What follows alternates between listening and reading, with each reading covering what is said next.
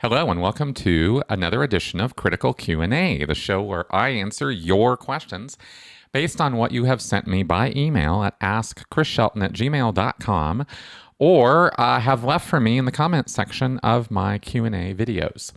Hey everybody, welcome to the show, and thank you for inviting me into your home again this week. We have some great questions, and I've also been getting some really good ones from y'all that are in the queue right now. I wish I could answer all of them all at one go because there's some really good ones that have been coming in. So just know that if you're asking me, it is going into the queue, and I will cycle through them here, and that's what I'm trying to do. So I also wanted to just throw a little plug out for the podcast this week, and for we did not do a critical conversation show this last weekend, but I do hope you will check out the Sensibly Speaking podcast as well. And also, I need to let you guys know that I have another channel. It's called Critical Clips, and it takes clips from these shows, mostly from the Q&A shows, as well as from my podcasts and other videos, and it just, takes out little excerpts from them. And there are hundreds, I think well over 750 now, videos on that channel. It posts every day, Monday through Friday. I post a new clip. They're anywhere from 2 to 10, 15-minute long clips. And you can get all the answers to all the questions that I've ever answered on Scientology on that channel, or at least most of them. A great many of them are there. So I highly recommend you check that channel out and give that a subscribe. And of course, I'm also going to ask real fast that you like, share, spread the good news about this channel around to your friends, family, and social connections. I want to grow my channel, and I need your help to do it. So please, if you are finding this channel entertaining, informative, and educational, then please consider sharing it with other people. And also, of course, consider supporting the channel through Patreon, PayPal, or Venmo. Links below. All right, let's get to your questions. Michael Yoder. In one lecture, LRH mentioned thetans, the obscene dog, and incident 1. What is the obscene dog, and how does that lead to incident 1? All right, Michael, thank you for this question, and it's a good one. I will explain all the little weird terms there. This might come across as this very weird-sounding question, and it is.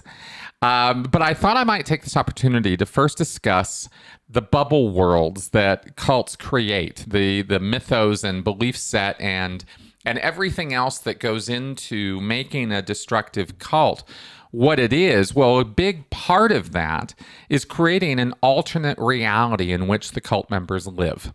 And let's keep in mind that the word cult comes from culture. And this is a little culture that these groups create. And they have their own ideas, their own mannerisms, their own dress often, their own, way of looking and talking, loaded language, this kind of thing. And really, sometimes they even have their own history. We know that L. Ron Hubbard tried to write his own biography and rewrite the events of his own life so that he was the big hero from day one. And yet it's not just that history that gets rewritten, but all of history gets rewritten by these groups in many, many interesting and devious and bizarre ways. And from the outside, you might look in on this and think, well, that's insane. Why would somebody possibly think that things like the universe could be 4 quadrillion years old, which is what incident 1 in your question, that incident happened, according to L. Ron Hubbard, 4 quadrillion years ago. And just for fun, I'm going to throw the number 4 quadrillion on the screen right now so y'all can see how many zeros that is. It's a big number. It's an unimaginably large number. You really can't imagine that size of number, right? It's just too much for the human mind, really. At least it is for mine. But that's not the point. The point is that these groups create their own history and their own mythos and their own cosmology and all of this. And And this is not just destructive cults that do this, of course, but when you create this situation and then you add all of the abuse and the us versus them and all that stuff, you get these destructive cults. Scientology has taken this to the nth degree, right? They have really gone, Hubbard just ran with this. But I wanted to comment on the fact of how Hubbard went about doing this, because it was quite clever. Rather than offering a nailed down, I've commented many times in the past how vague and generalized and sort of hit and miss and here and there the Scientology mythology or cosmology is, right? The history that Scientology's claims about the history of the universe, the real history, like what really went down, are vastly different than what you will get in any science-based textbook anywhere, because Hubbard just eschews all that. He just throws all that out the window. He just says historians and physicists and astrophysicists and scientists are just to a T. None of them really know what they're talking about. They've all been fooled. They've all been implanted. They've all had things, done to them in their past, just like all of us have. We all have. If you're on planet Earth, things have been done to you in the past, L. Ron Hubbard claims. Very, very, very powerful things that have altered your ability to think or even perceive. And this is common to all of us. And this includes scientists. And so Hubbard sort of infers that scientists and other people they're not all just evil intention. They're not purposefully trying to pull the wool over everybody's eyes, but they really don't know what they're talking about because their science is wrong. And Hubbard was able to just dash off these kind of toss-off explanations for why they're wrong and just dismiss them wholesale. For example, he would say that carbon-14 dating is wrong because they have misestimated how much carbon exists in the universe. And because they have this grossly wrong value for how much carbon exists, the carbon-14 dating process is misestimating how old things are. And Hubbard makes the claim very loudly in his lectures that the universe here is much, much older than science here on Earth thinks it is, and that everybody here on Earth is rather primitively informed by primitive science that doesn't know what it's talking about. And L. Ron Hubbard, because of his special line-in with the e-meter and with the auditing process, was able to recover memories, both his own and other people's, that prove this, right? These subjective memories that people come up with in auditing, Hubbard claims, that's real. And the science and the experimentation and all the work that's been done, yeah, that's all the crap, right? They're all wrong. Okay. So that's the basis on which Hubbard sort of says that we have proof that these things are real, that these incidents that he refers to in the past are real things that really happened and really affected us in very drastic and important ways. And it's only, Hubbard claims, through the Scientology process of auditing that you can recover these memories and actually regain your former vast and powerful spiritual states and states of being. So that's kind of the groundwork for this that I kind of wanted to establish a little bit. And I was surprised and quite delighted to find a few Wikipedia pages and other articles covering this in some detail, and including, I thought you guys might appreciate this a little bit because there's a whole Wikipedia page on this term, incident. Okay, there is a number of incidents in Scientology, but incident 1 and incident 2 are kind of important ones.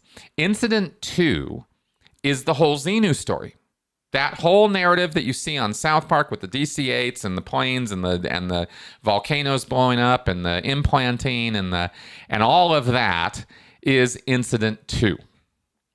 Incident 1 is something that happened significantly earlier. Incident 2 happened 76 million years ago. Incident 1 happened 4 quadrillion years ago. Okay, now the word incident is a specific thing in Scientology. And I'm just going to read from the Wikipedia page here because it's easiest to give it to you that way. L. Ron Hubbard used the term incident in a specific context for auditing in Scientology and Dianetics.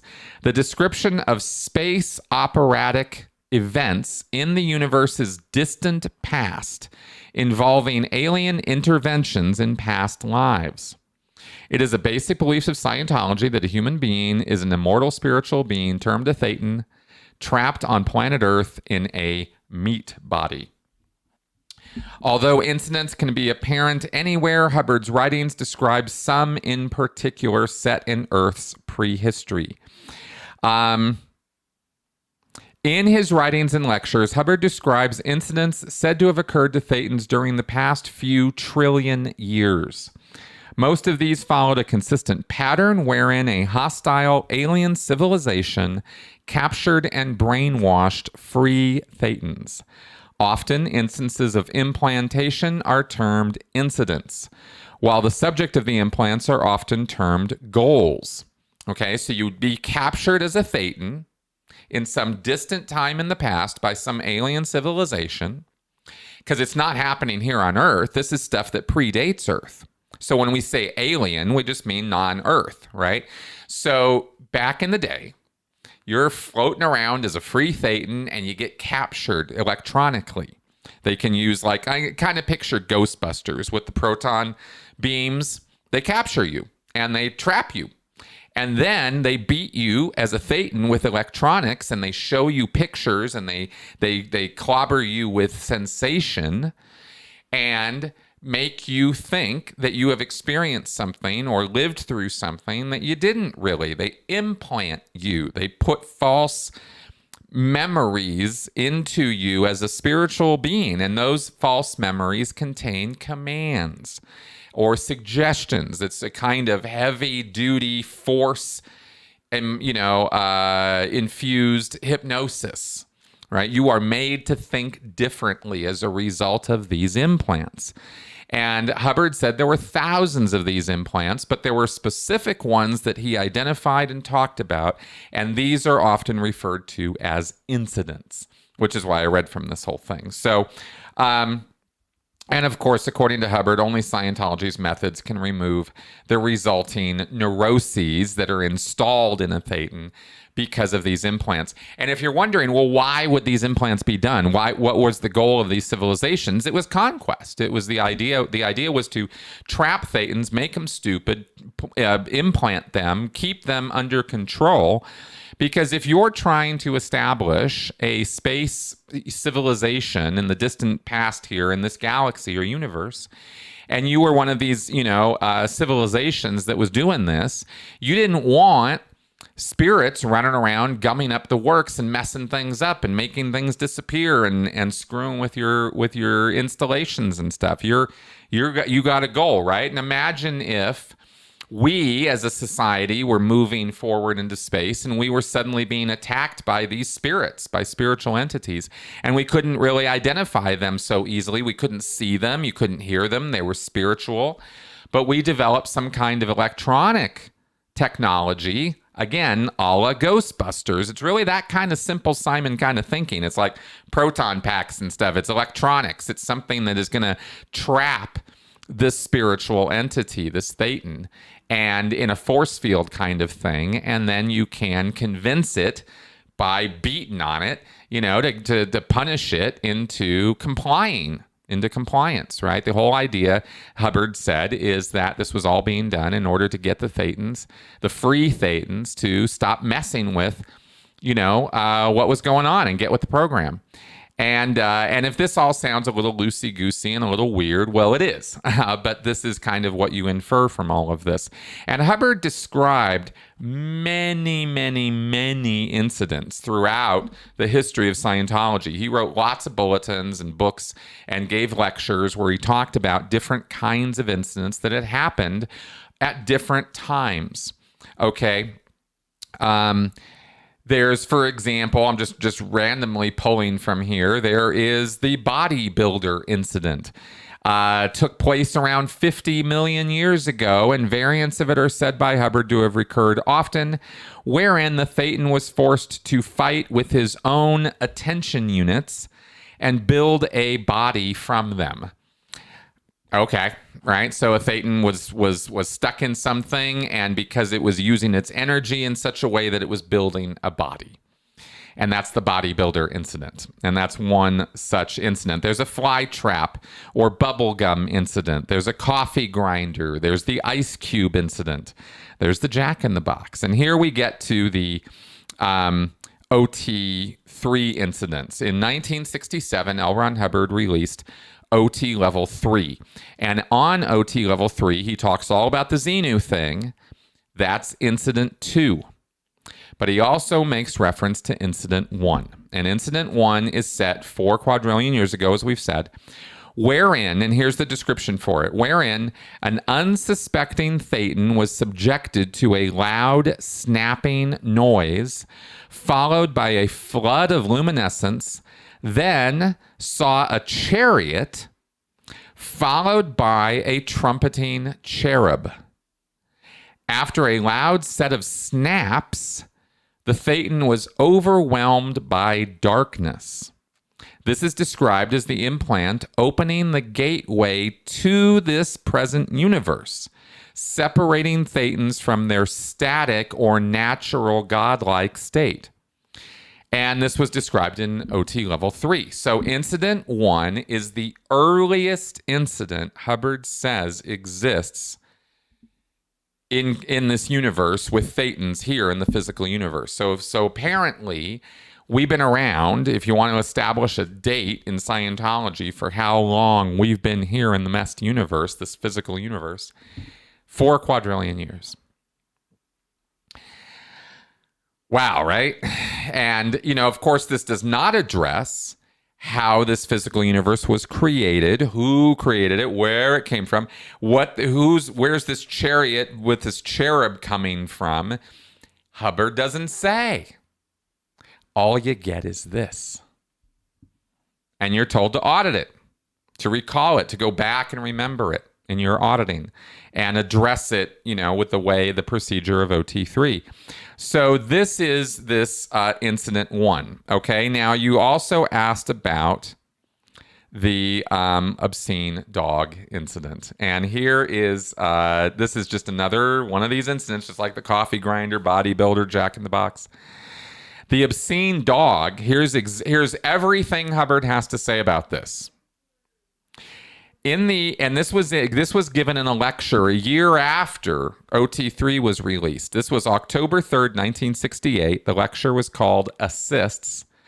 And Hubbard said, there's the incident called the obscene dog, which is just a little bit later than Incident 1.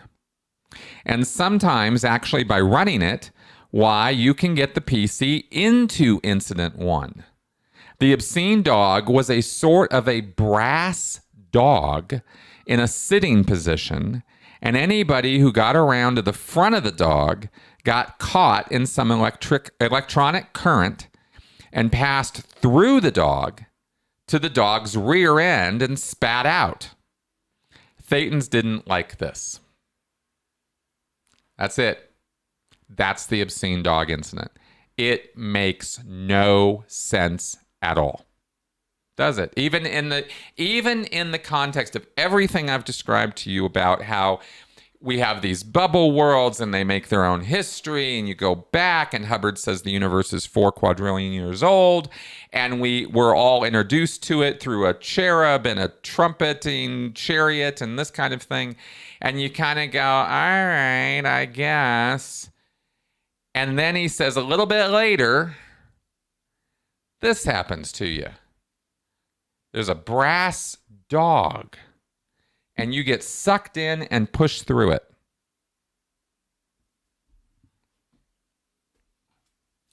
It was reading stuff like this that really started separating my mind from, the logic of it. The assault on my ability to think was just too great. I cannot imagine any reason, any way that this could possibly be real. A dog 4 quadrillion years ago? Dogs are something that evolved here on Earth. How are we supposed to have dogs 4 quadrillion years ago? But even if we do, even if dogs are just some construct that we created here from some construct from 4 quadrillion years ago, what would be the point of sucking somebody in with an electronic current and passing them through a dog's rear end? What? And he doesn't even address it. He just says people didn't like it very much.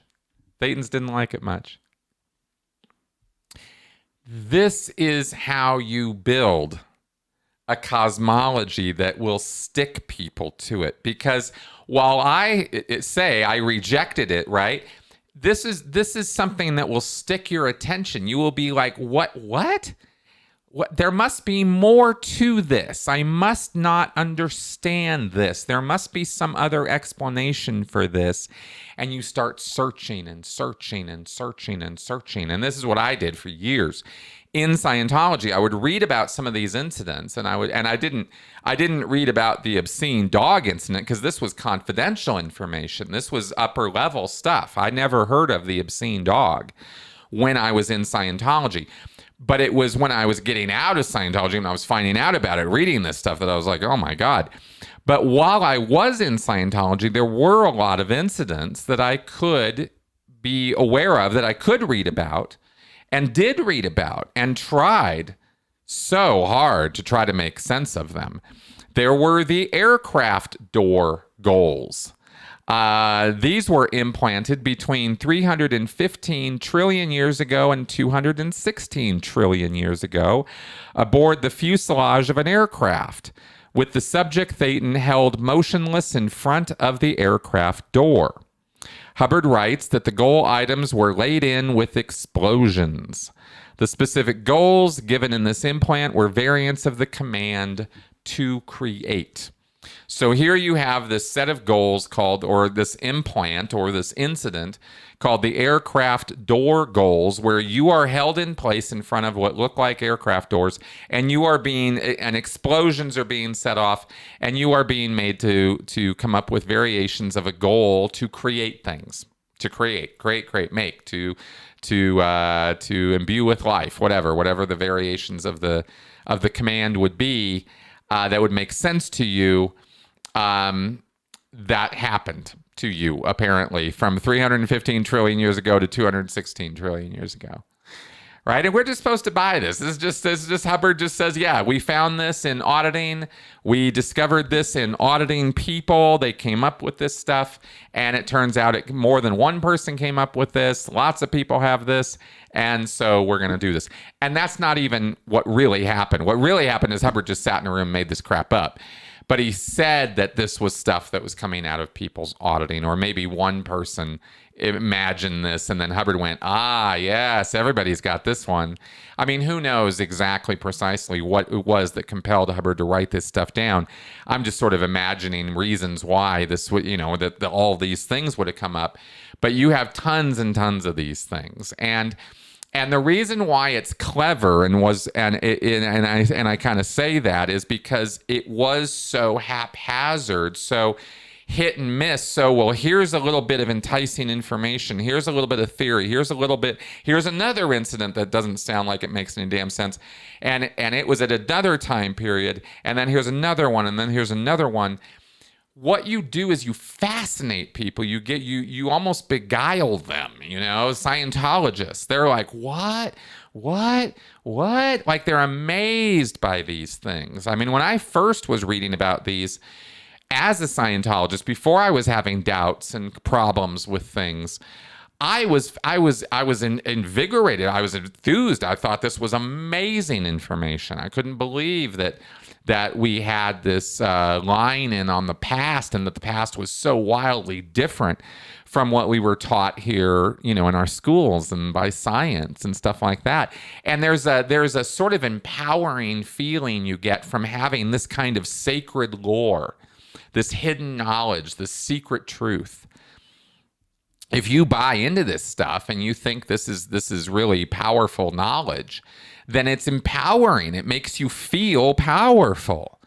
And this is why, conspiracy theorists get off on what they're doing, why Scientologists get off on what they're doing. Mormons have the same thing. They've got an entire backstory, confidential information spanning back, all these years and all this stuff. And it's all super, super hush hush, totally confidential stuff, and involves magic underwear and having your own planet and all kinds of other alternate history stuff. And so the Mormons are no different than the Scientologists as far as this goes. They've got the same kind of apparatus in place. They just don't happen to use an e-meter, and they don't, do the same thing Scientology does. They're not quite as invasive. But in terms of their cosmology, it's just as nonsensical and goofy as Scientology's. And you find this in other groups as well, right? There's tons of UFO cults and alien-based cults and lots of groups with lots and lots of myths. And so basically to finish answering your question, Michael, just now that I've gone on this whole roll about Scientology cosmology. You asked how would it be that the obscene dog would lead to incident one, and the way that goes is simply Dianetics and Scientology theory on how you audit. Right, you start later and you go earlier, and earlier similar incidents will start presenting themselves in your memory. If you're sitting there working on this engram, this horrible thing that happened to you, and let's say it happened to you 40,000 years ago, and you're working it and you're talking about it, you're going over it and over it. Hubbard said that what will happen, or what can happen, is an earlier similar incident is holding that 40,000-year-old incident in place.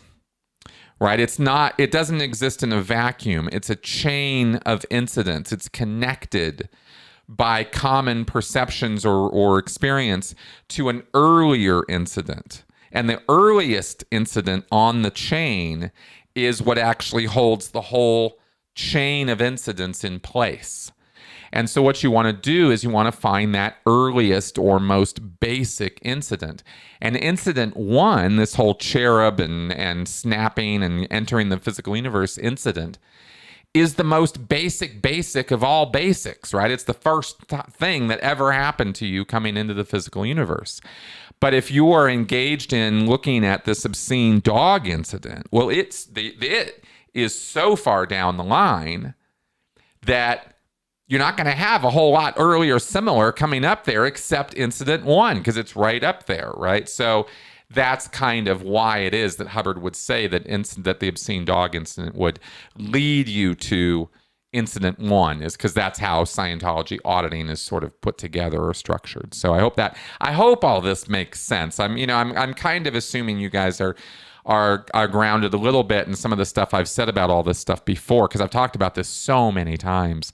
But I thought I always like going into the creation of the alternate reality that cults create, right? I find that how they do that and how people buy into it a fascinating study, and because you can get people, basically where I want to go with this, right, is that you can get people to believe anything. There is no idea too ridiculous. There is no event too, outlandish. There is no history too bizarre for someone to not be able to believe it if you give them a good enough reason to believe it. And I just wanted to kind of talk about all this ridiculousness to really get back down to that point. Is that the human mind is capable of basically believing anything if you give it a good enough reason, especially a good enough emotional reason to accept that is how reality is. We can view reality however we want. And that is both liberating and terrifying. So there you go. Nick C. There is a growing body of research linking vulnerability to conspiracy theories with cognitive difficulties arising during childhood. To oversimplify, people who can't think well think poorly. Clearly, we can't exclude people from the public discourse simply because they are cognitively impaired through no fault of their own. But how does one discuss complicated things with people who think poorly without seeming patronizing? Perhaps there are things we can learn from special education teachers. Any other ideas? Okay, thanks for this question, Nick. This is one of those tough ones where we're going to have to sort of acknowledge the awfulness of people. I wish I had maybe a better approach to this, but we are going to have to acknowledge this from the get-go, right? People have status buttons, and they have status and class hierarchy awareness, right? They're very, very, very super hyper aware of their status in any social hierarchy that they're part of. We're always aware of where we stand in relation to other people. And if we don't know where we stand, we fret and are concerned and even have anxiety about that until we sort it out. This has a lot to do with social credit and standing and power and influence, and what we can and can't get away with and stuff like that. And every single human being becomes aware of this in one degree or another because it's part of being a social animal, and we are all social animals. And this socialization process starts very early in our lives. These are what these stages of development that you might have heard about are kind of all about. Is a big part of those stages of development have to do with our socialization process. How do we learn how to get along well with others? Or how do we learn how to get along, whether it's well or badly?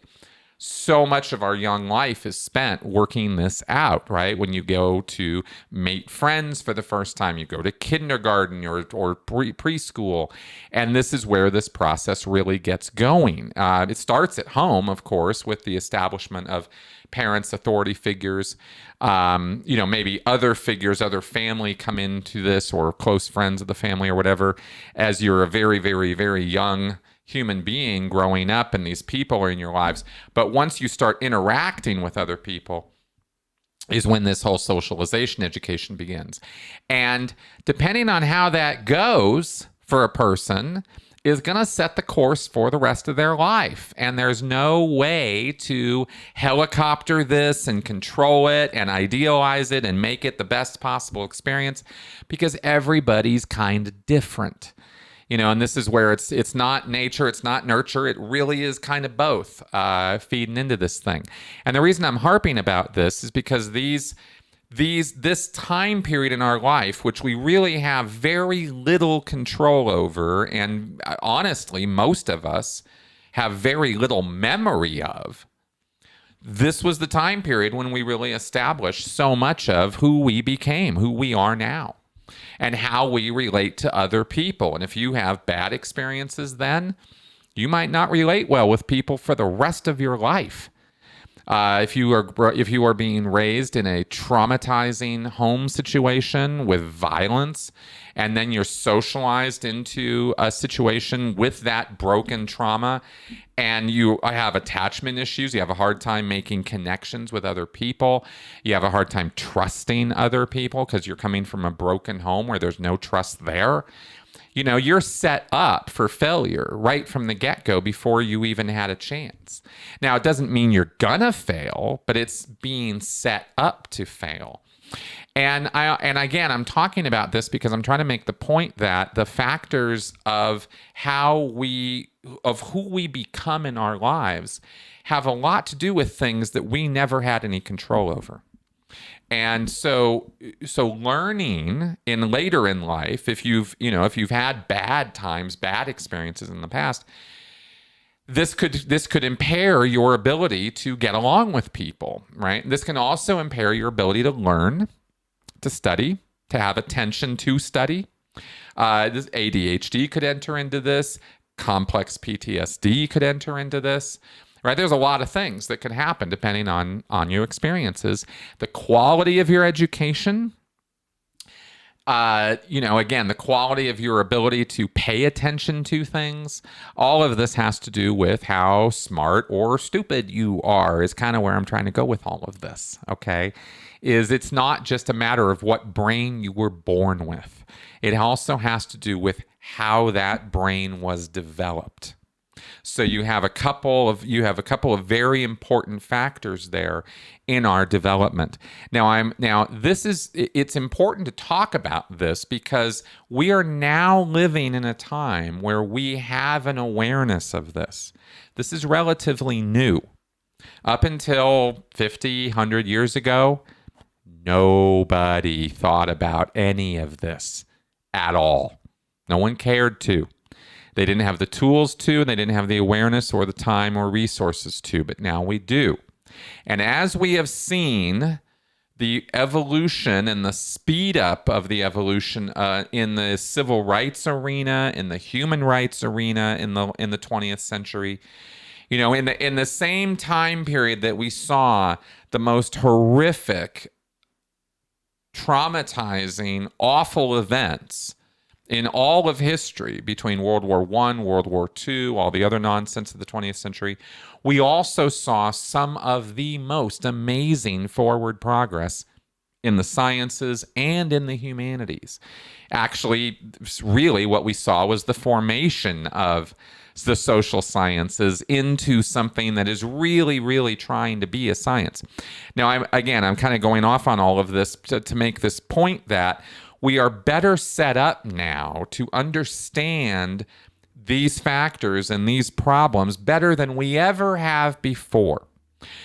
And that's an important thing to keep in mind, because if we look to the thousands of years of history up to now as our guide, then for the future, then the outlook isn't so good, right? We have treated each other pretty badly over the millennia. Because of this desire for social standing and influence and power and all of that. Those factors don't just go away because we have a heightened awareness of what's causing them.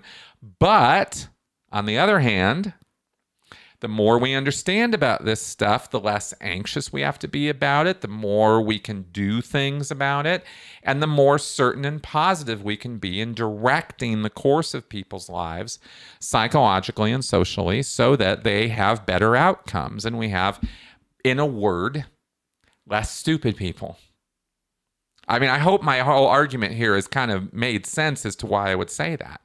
Is we're really trying to get to a place where it's not like I'm talking about IQ levels. I'm talking about people's ability to get along with each other. I'm talking about people's ability to learn, to interact, to get through these stages of development in such a way that they actually accomplish each stage, that they do learn trust, that they do have that they are able to form good, decent attachments, not bad, untrustworthy, broken relationships, right? That can happen and does happen so often because of people's broken pasts. So the more we can understand this, the more we can deal with it, or that we can go back and repair or work with people who to fill in those stages. I mean, hell, this is what's happening with me in my own therapy, as we have been dealing with certain things that were broken in me because of early life experiences or because of the cult experiences that I had, which were early, mid, and late life experiences. And all of those contributed to my own sense of self, my own ability to trust, my own ability to form relationships with people. All of that had a tremendous, that whole cult experience and growing up in a cult had a tremendous influence on my ability to relate with others, obviously, and relate with, myself and how I thought about, my own self-image and all that kind of thing. So here you're asking about how do we deal with people who can't think too well and have this vulnerability to conspiracy theories.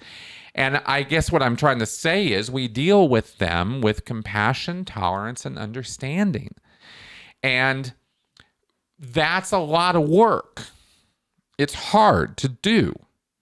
It takes education. It takes understanding. It takes a commitment. It takes willpower. And not everybody has that. And so this is going to be a slow process, right? People get very impatient, very upset with people who utter inanities and say dumbass things, right? And when you start talking about a flat earth, or you start talking about how, Donald Trump is Jesus resurrected, or you start talking about how, the chemtrails are coming for us, and, these ridiculous, nonsensical, completely delusional ideas that conspiracy theorists cling to so strongly.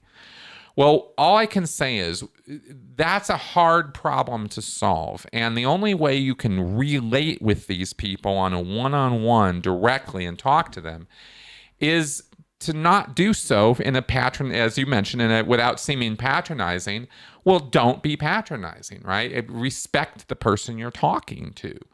Talk to them at a level that they can understand is what it really kind of comes down to. It's not that we don't know this. It's that the problem is overcoming our own impulsive need to be right all the time and to lord that rightness over others. And that comes from our own bullshit. And that comes from our own understanding of our positions in our social hierarchies. And if we feel that we're not in a position that we deserve to be or should be, we can get kind of pissy about it, get pretty upset, right? And not be happy. And we can take that out on others. And we can try to lord our position over others and stuff like that. And that's what gets in the damn way of having decent conversations with conspiracy theorists. And of course, dealing with their own inability to understand all the things that I'm talking about. Because pretty much by definition, people who are in alternate reality, bubble worlds, or who have adopted this, we know that they are doing so out of emotional needs, but we also know that they're doing so out of a gross ignorance of all the things I've just told you. Right? They don't understand themselves. And so how could they even begin to start understanding the world? These are people who have broken stages of development, have grossly bad attachment issues a lot of the time, right? Have very big trust issues. So you're dealing with people who have all those things I was talking about. And then you're coming at them with your own crap, right?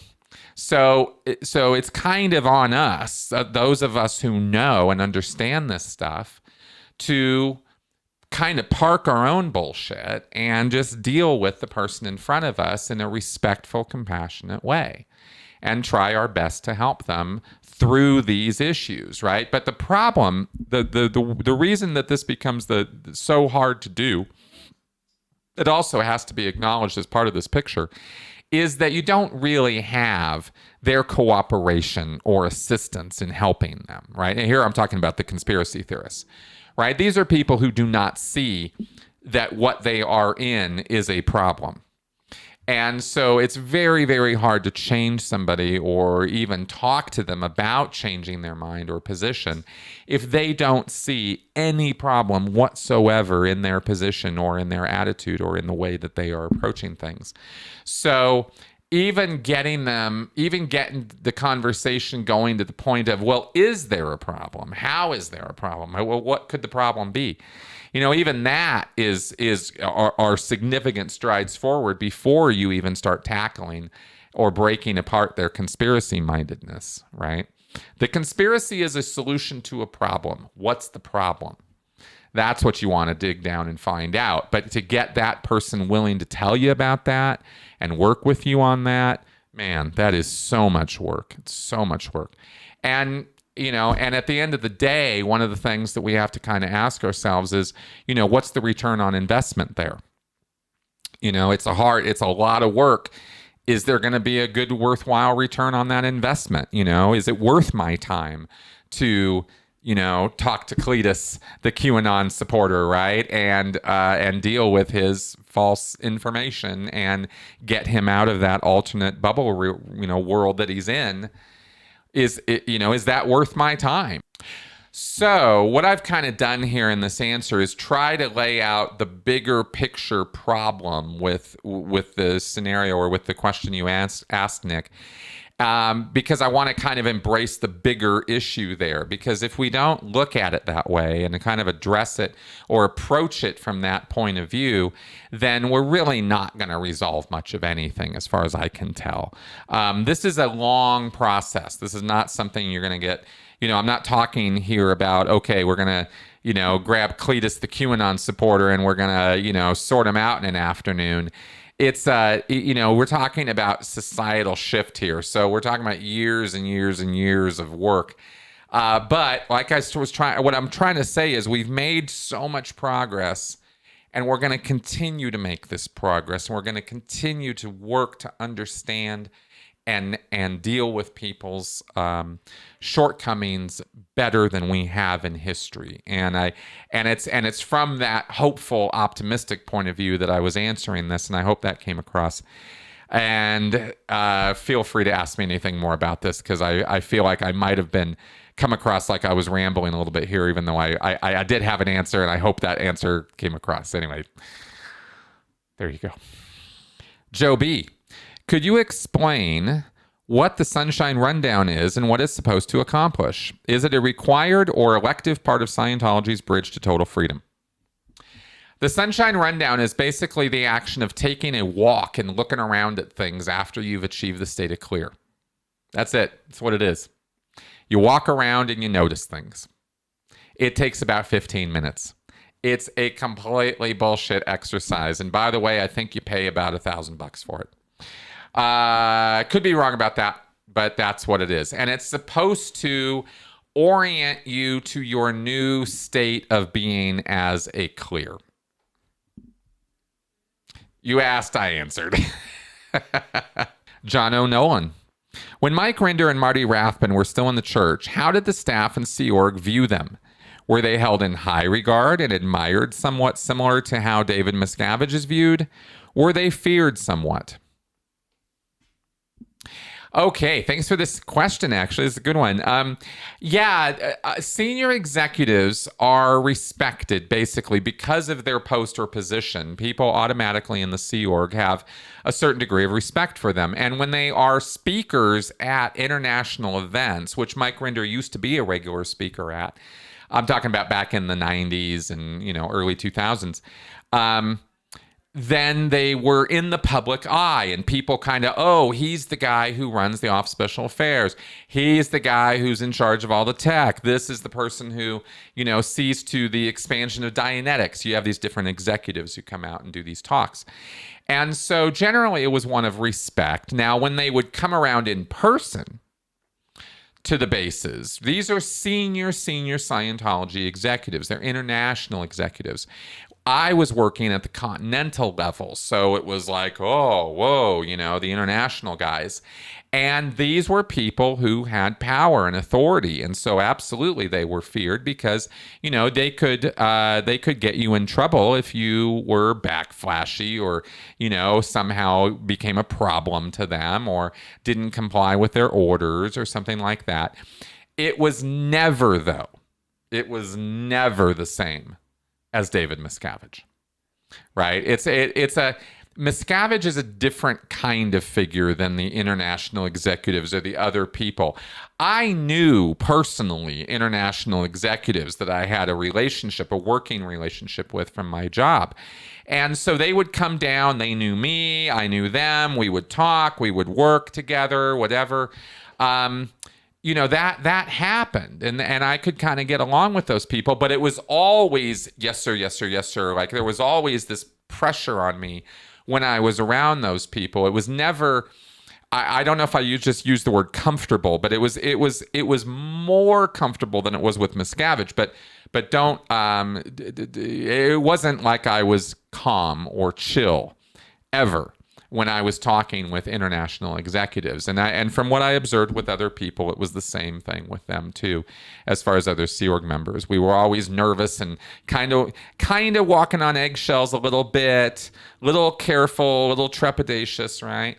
But when Miscavige was around, you were just terrified. It was just straight up terror. I mean, it was just, you called it awe, you called it respect, but it was terror, right? We were just cowering, you know, kind of thing when Miscavige was around. You kind of wanted him to talk to you, but you didn't. You wanted favorable attention, but you really didn't want any attention at all because you knew you weren't going to get favorable attention because look at all these problems in your area and things weren't going well because they were never going well. And so the last thing you wanted was, him coming around and asking you about questions or asking you things. Because the thing also about Miscavige, when he came around, is he had a whole entourage. And every single thing this guy said, somebody was writing down. And then they were recording your answers, too. They would walk around with little tape players and record him and record you. That didn't happen with anybody else, right? When Mike Rinder came around, nobody was recording everything he was saying. When Marty Rathman came around, nobody was writing down every word he said or every order he gave. But if Miscavige gave you an order, you were going to get it in triplicate in about 4 minutes. And there were going to be people following up with you on a daily basis to make sure those orders got executed. Nobody else in Scientology's command structures orders are treated that way, right? Not like that. So yeah, Miscavige is definitely in a whole nother level than anybody else. But the international executives were definitely respected, admired, and in many, many, many cases, they were even liked. They came across as friendly, as helpful. They were sometimes stern, right? Always very, very on purpose, right? On target, right? They were kind of, we looked at them that way. They were the people who were coming around and making sure things were getting done, and that kind of thing. So yeah, I don't know. I think that's kind of how I can best describe that right now, is from my memory of that. I hope that gives a little bit of an idea of what the differences and similarities were between Miscavige and the other Sea Org senior executives. All right, guys. Well, I spent so much time talking and answering the first couple of questions this week that we're going to cut this one short after just 4 questions. I think that's a first for us. But I really had a lot to say on those first couple, and I hope that those answers were useful, entertaining, and informative in some fashion. I really am trying to do my best here. But you guys let me know if I'm going on too long, or if there's too much here, or if I'm not being clear about what I'm doing or whatever. You guys just let me know. I want to give clear answers, and I want to give complete answers to your questions so that we have, closure on this. But I might be going on too much. You guys let me know. All right. Thanks for coming around and listening, and I will see you guys next week. Bye-bye.